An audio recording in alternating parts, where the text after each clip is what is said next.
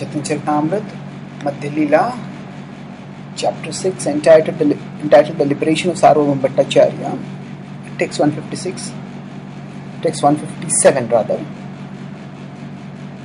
Ladini Sandini Samvit Tvayeka Sarva Samshvaye Lad Tapakari Mishra Tvayino Gunavarjite. So Ladini Sandini Samvit. So here it is stated that these three energies,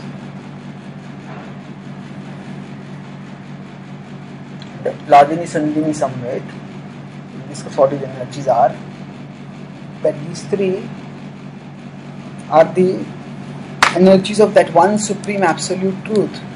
Tvai eka samshvaye.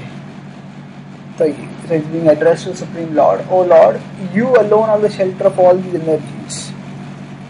And Lad Tapakari Mishra.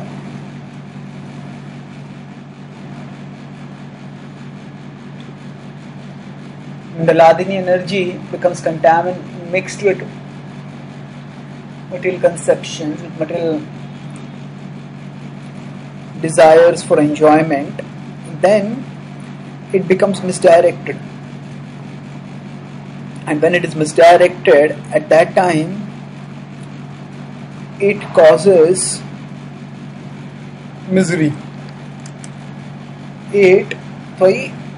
So Lad Tapakari. So Lad means to give pleasure. That which is intended to give pleasure starts causing misery. And this happens when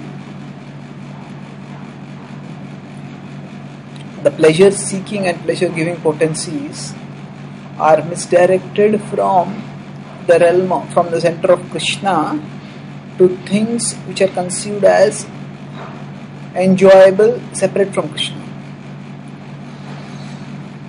And thus, Tvayino Gunavarjite. So although your energies can become contaminated, you, O Lord, cannot become contaminated. You are free from the modes. You are beyond the modes.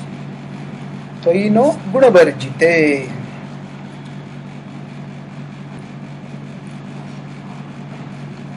The essential point of this verse, as it is quoted in the context here, is that the Supreme Lord is always transcendental.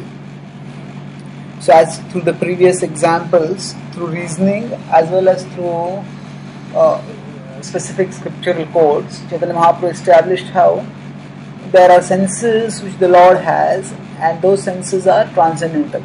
So when it is said the Lord is Nirvishesh or the Lord is Nirguna, that refers to His not having material senses, material attributes. So that point of the Lord's transcendence is further emphasized here through the verse, which states that yes, the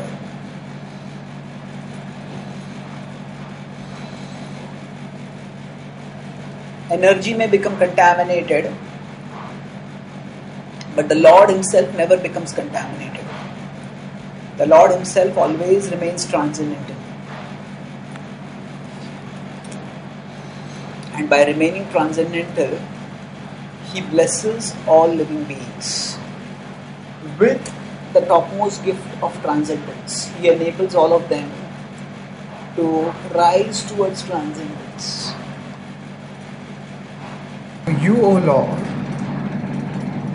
what this verse states is that if we look at the overall context, the point is that the absolute truth is personal. But let's look at the specific verse and its point also. That there are these three potencies, Ladini, Samvit, Sandhini, and all of them take shelter in the Supreme Lord. Tvai eka sarva samshvaye. So there may be many energies, but they all rest in the one Supreme Lord. Ladini refers to the potency which gives pleasure. Sandhini refers to that which facilitates existence. And Samvit is that potency which provides knowledge. So, now whenever we have to do any activity, we need certain things, certain resources, certain facilities for doing that activity. So for example, in the spiritual world, when the devotees want to serve Krishna, there are certain facilities that are required.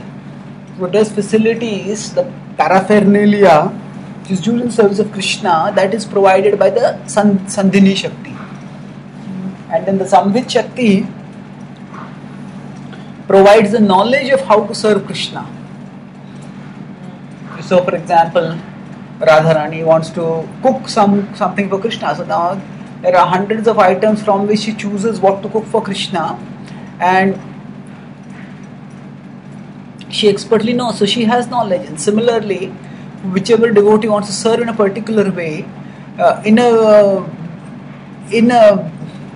a particular manner, in a way that is going to be pleasing to Krishna, the knowledge for that is provided by the Samvit Shakti. And then in the process of serving Krishna, the devotee gets great pleasure, great fulfillment, and that fulfillment is the Ladini Shakti. So in this way, there is Ladini, Sandhini and Samvit. These are the three energies by which the soul serves Krishna, which facilitate, provide the resources, the knowledge and the satisfaction. Now, in one sense, resources, knowledge and pleasure, these underlie any activity that we do. So for example, if say a child decides that I want to play cricket, because the child sees students are players, say Indians are playing cricket, Indian cricketers are playing, and the child decided to play cricket, then the child will need a bat and a ball, and maybe a ground and stumps. So all that is the facility required, the resources required. And along with that, the child also needs to have some knowledge, some the rules. Okay, this is the way you should ball, this is the way you should bat, this is the way you should stand, and this is when you get a boundary. So all those things, that is the knowledge is required. And then there is certain pleasure. So if the child is batting, then when the child bats nicely and hits a stroke, gets a boundary or a sixer, there is some pleasure over there. So if we want to study, if a child is going to study, then the books are the sources, the knowledge of how to study, say how to read English, how to understand mathematics, how to solve a problem. And then when one is able to solve something, learn something, achieve something, then there is pleasure that is also there. So now in this way, these three activities underlie, these three components underlie all activities. Significantly, the difference between the material level, where these activities, where these three components underlie all activities, and the spiritual level where these three components underlie all activities is not in the components themselves but in their intention. At the spiritual level, all these activities are done for the pleasure of Krishna. At the material level, they are done for one's own gratification. And when they are done for one's own gratification, they provide not satisfaction, but they cause frustration, because as it is said over here, Lad Tap Kari Mishra. When that pleasure potency is Mishra, instead of being pure, instead of being directed towards with the desire for loving and serving Krishna, when it is contaminated by the desire for enjoyment in this world, then that becomes the cause of suffering. It becomes because we try to enjoy separate from Krishna and we get a little pleasure, but along with that little pleasure a lot of suffering also comes, and in this way we become bound in material existence. So Ladata Pakari Mishra.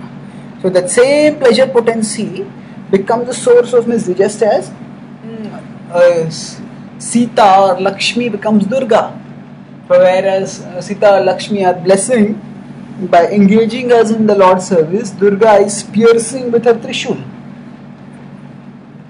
So this happens because there are the three modes of material nature which contaminate our pleasure-seeking propensity and misdirected it towards self-centered pleasures rather than God-centered pleasures.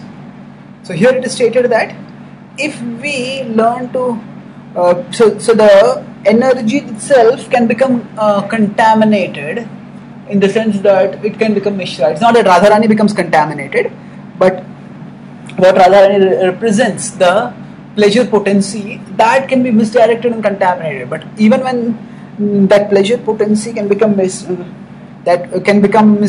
the Lord himself does not get contaminated. He doesn't become contaminated. He stays Tvaino gunavarjite. That means that even when he seeks pleasure, he does not seek pleasure through anything mundane. He is pleasure search. He is pure. It is motivated simply by the desire to serve Krishna, and in that desire to reciprocate loving service with Krishna, the soul finds its highest satisfaction. And the point of this verse is to demonstrate that yes, although there are certain energies which can become misdirected, mixed and contaminated, but the Lord never becomes contaminated. He always remains transcendental. Thank you.